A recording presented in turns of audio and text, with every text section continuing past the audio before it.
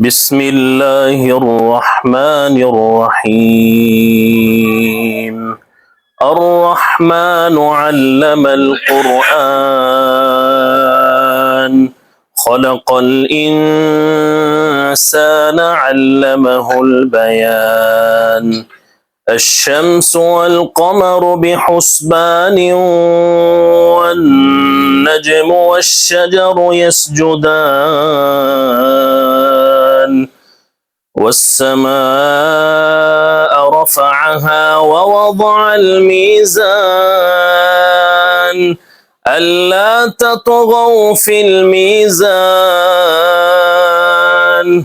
وأقيموا الوزن بالقسط ولا تخسروا الميزان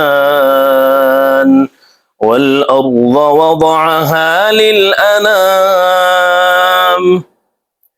فيها فاكهة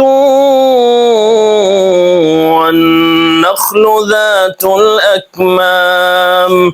والحب ذو العصف والريحان فبأي آلاء ربكما تكذبان خلق الإنسان من صلصال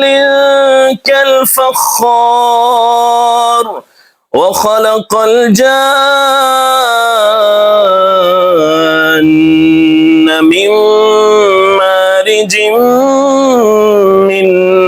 نار فبأي آلاء ربكما تكذبان